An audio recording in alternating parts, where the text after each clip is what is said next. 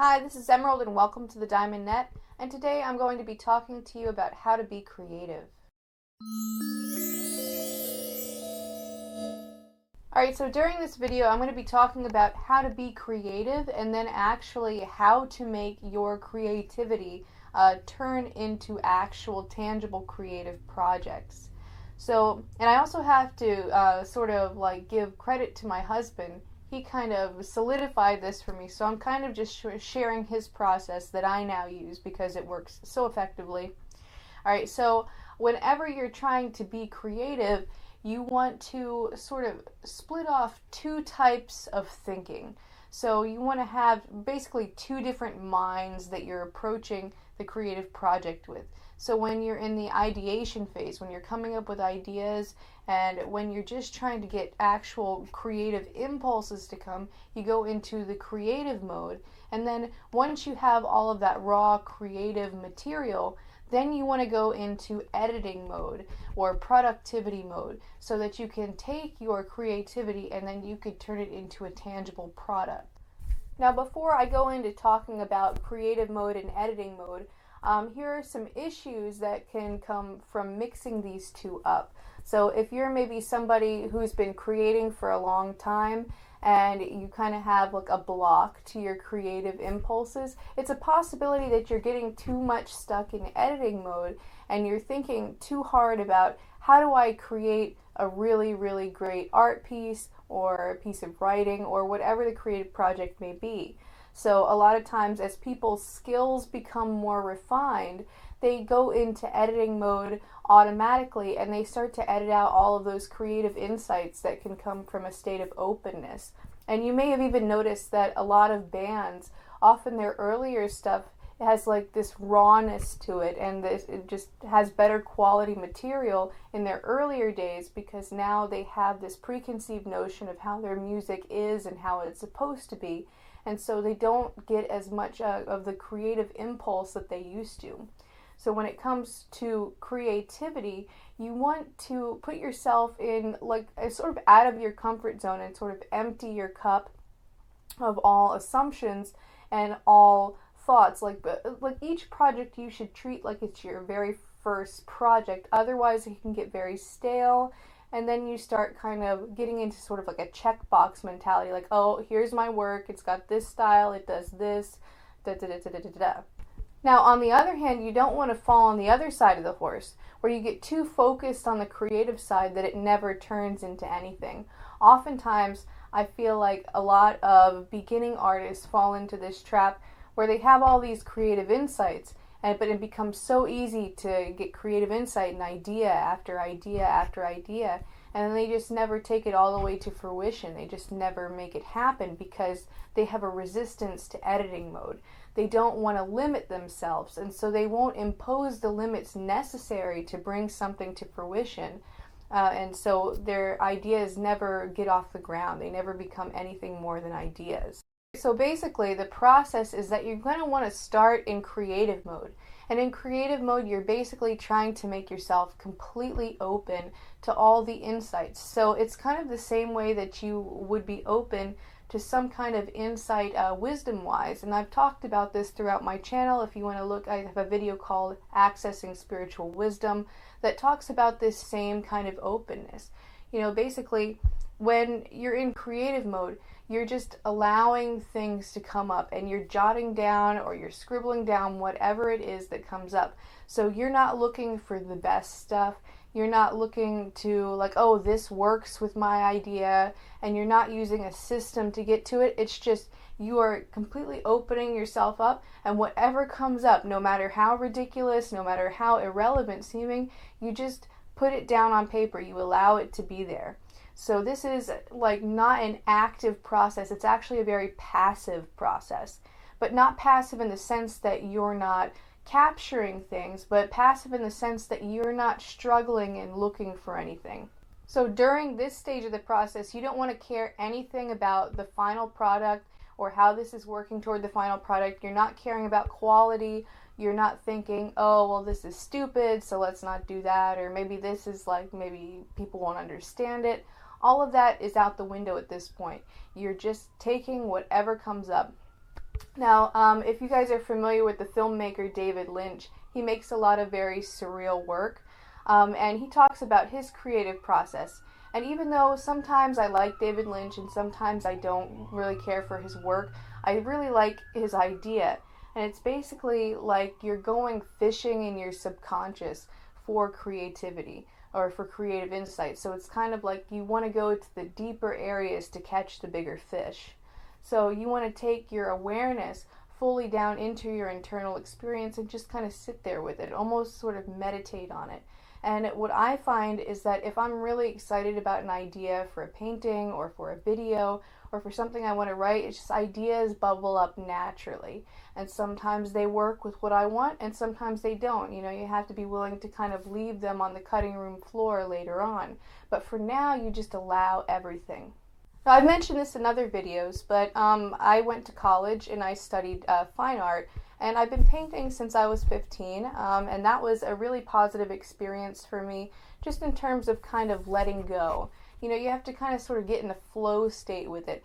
And oftentimes, I would get people who just had a lot of reservations, like, oh my gosh, I could never do that, or, oh, like, how do you even go about doing that? And there was a lot of, like, worries about it. And people afraid to just even put anything down on the canvas or anything down on the piece of paper. And I encourage you during this stage of the process to adopt the mindset that the ugliest canvas is a blank canvas. You know, if you have something out, it is already better than nothing. Also, I recommend detaching yourself from the creative insights that come up. Like, don't think that these are my creative insights that I came up with, because again, it's a very passive process. You're not doing any creating when these ideas come up. They just sort of spring up into your awareness, whether you want them to or not. You know, and I think that this is like kind of how in the past people would think about it. Like, for example, the muses, these goddesses that brought insights with them.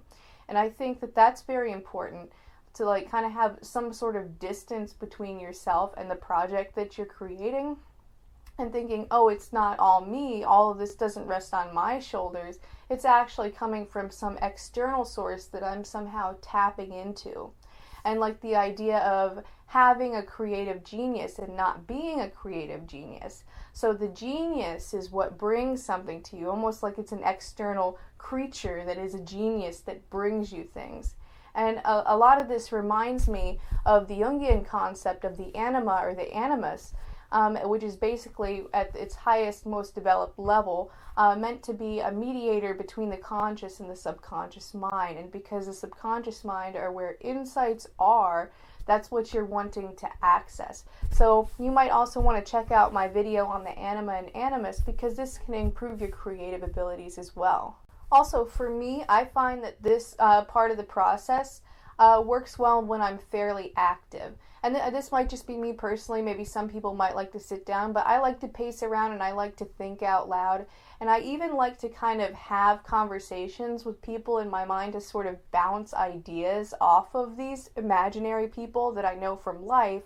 But that's also helpful for me, because it's like I almost have like an audience in my mind to display my ideas to and sort of get the extra almost validation from it.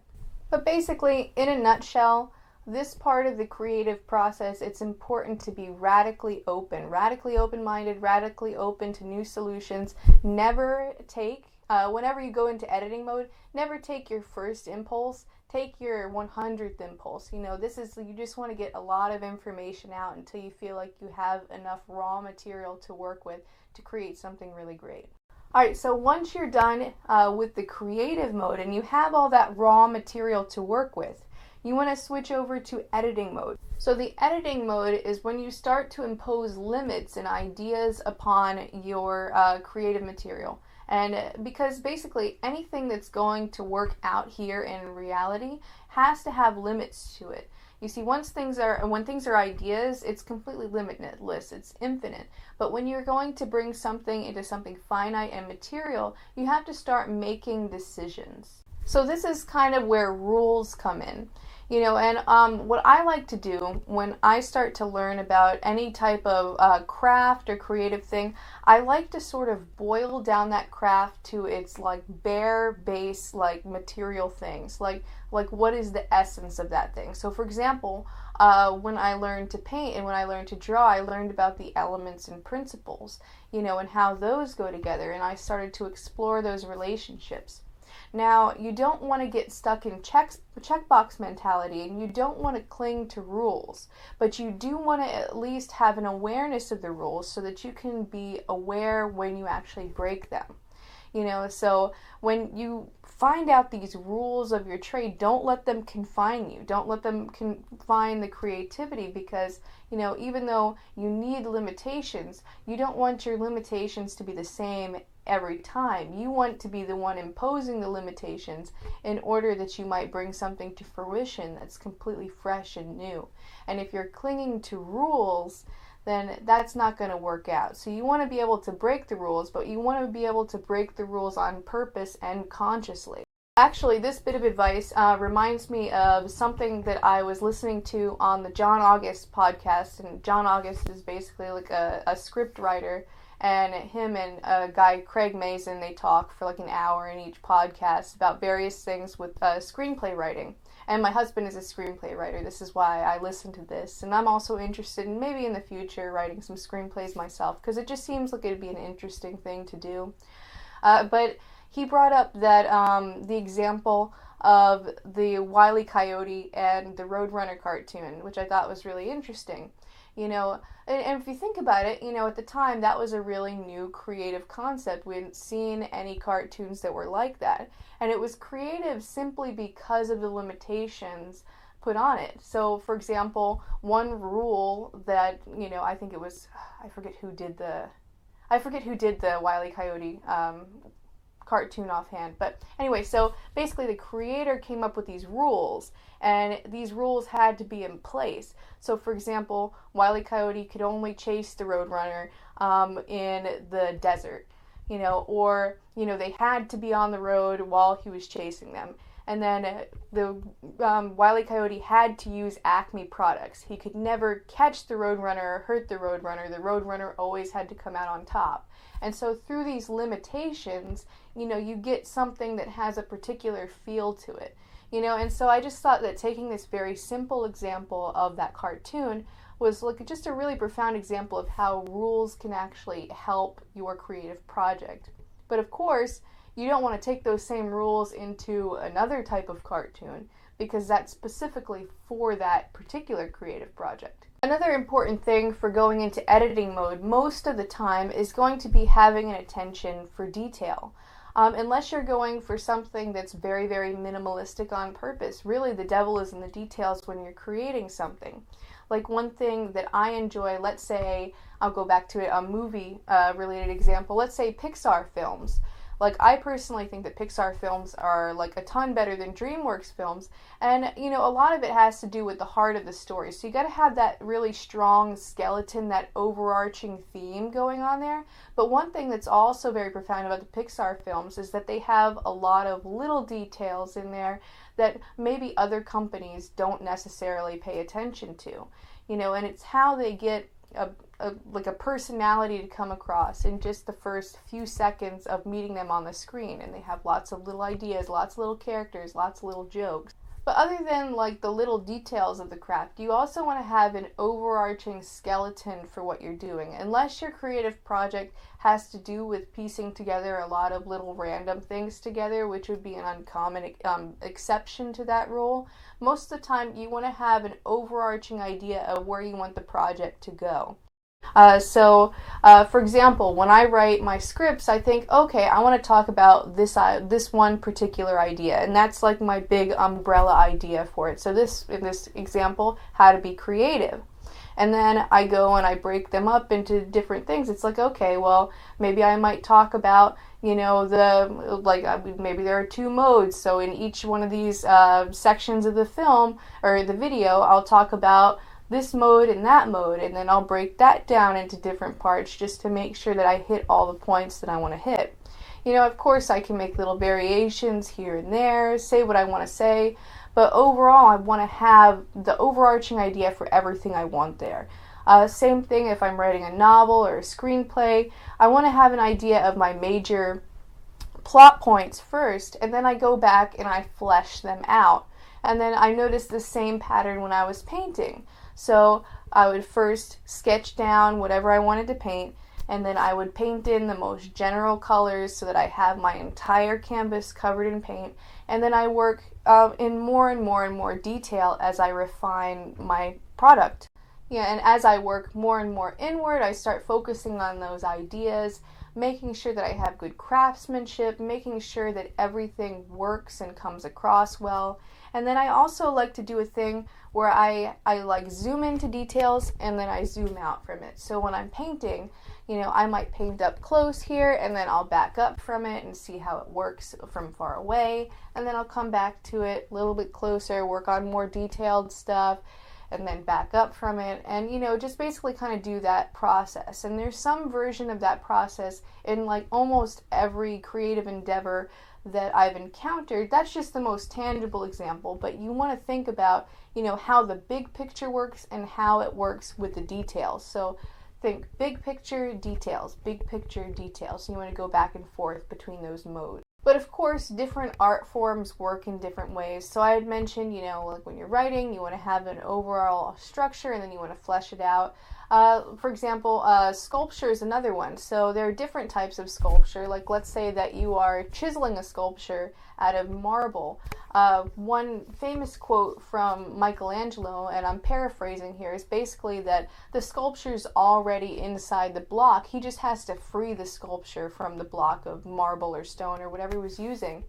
And I think that that's a really good way to think about it. And if you think about it, you start off very general and then you start working to more and more specific. So at first, you're taking off big chunks of stone when you're starting to carve. And then as you get closer to your full refined product, then you start going into the details, making sure everything's smooth and making sure that every little feature that you're carving out comes out fully. Let's say that you're working with a more additive type of sculpture like ceramics, and you make a coil pot, which is basically a pot that's made of coils stacked on top of each other. And basically, you're going to add the details later or carve out the details later. You could also work subtractively there too. But basically, you create your base first, the most general thing, and then you start working inward. Now, I don't know all that much about music. When I was 14, I started to play the guitar, but I never really got much past rote memorization of songs that I had heard, so I never actually created anything with music. But it would seem to me that you probably work quite the same way from general to specific. You start out maybe learning the basic chords, basic sounds, and then you can create variations on that and lead riffs off of that. So I'm pretty sure that this type of principle could also be applied to other instruments as well and other types of music. So obviously it's very, very important to strike a good balance between that creative mode where you're open to all these different possibilities and you're just taking whatever comes up and you're not judging any of it as good or as bad. You're just taking all that raw material. And then also balancing that out with the editing mode when you're really starting to think, okay, practically what's going to work in reality? What's going to be excellent? What's going to actually communicate the thing that I want to communicate to people? What are the limitations that I need to pose? What are the rules that I want to implement? What are the rules that I want to break? What basically do I want to keep if I can't keep everything? What's going to stay on the cutting room floor? So one quick snippet that I wanted to mention, because my channel is mostly about consciousness work. And of course, creativity relates to this because you're taking from your internal reality and you're using it as a bridge to your external reality. But just some caveats that I want to mention, because a lot of people on my channel are trying to transcend the ego. And what I found was that a lot of my creative endeavors were highly rooted in ego, of trying to create a particular identity for myself as an artist or creating an identity for myself as a creative person. And so when I had my experiences of ego transcendence back when I was 20 and I was in art school, I thought, oh, do I have to give up this creating? I'm clearly seeing that this is motivated by ego. And I would say that there are a couple of ways to get around this ego trap. So the first way is to just enjoy the process or the product that you're creating without relating it back to yourself. Or if you are relating it back to yourself and you can't help it, just let it be and just notice it as it is. So, for example, instead of making your art be an extension of yourself, like, oh, this is my statement that I want to bring to the world, think, oh, well, I just really enjoy the process of creating. What is it about the process that I actually enjoy? Do I like, doing that thing? Is it enjoyable to create in and of itself? Or maybe I just want to see something exist without it meaning something about myself. So, for example, maybe I get an idea in my head that I want to know what a flying pink elephant looks like, and then I can paint that, and then I see it, and that is kind of like satiating a natural curiosity that I have, and it doesn't have anything to do with me as a particular person. So basically, the authentic reasons to create are for the joy of the process or the joy of the product. Now, of course, you could create authentically as well, if it's required for you at a job, and that's just what you have to do.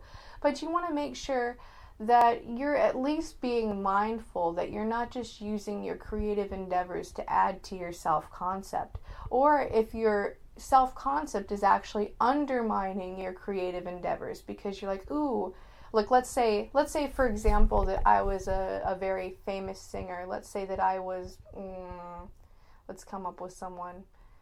Let's just say I was a creative singer and I'd had a successful music career for 10 years and I had this very particular style. And then when I went to go sit down and create, I would think, oh, what's that Emerald Wilkins style that I need to continue on with?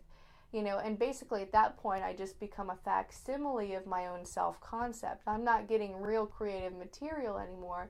I'm just thinking, oh, let's do the Emerald Wilkins thing because that's what I've been doing.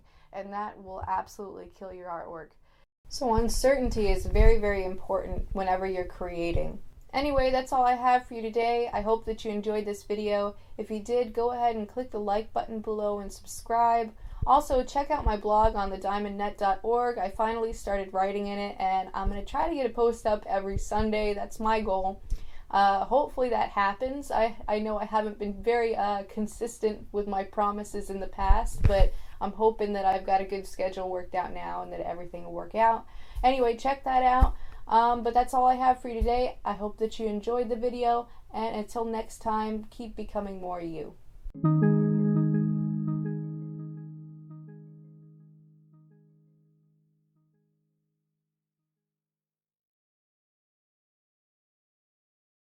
Meow, meow, meow, meow, meow. Woof, woof, woof, woof, woof. Hey, ow. Wee, we're having so much fun, wee. Wahoo, yay. Uh-oh. Oh no, what are we gonna do now?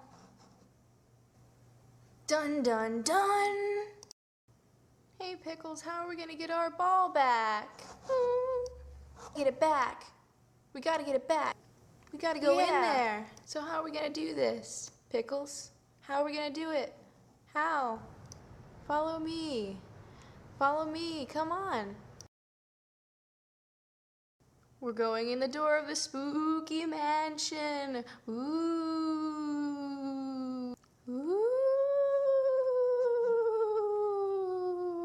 What's going on? No! It's the ball! Let's go out there and get it. Now, now, now, now. Whee! There it is. Oh, we're gonna push it over here. Oh, what's that? Burble, burble, burble.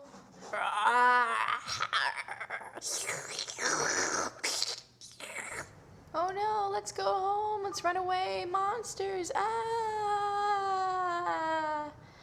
The end.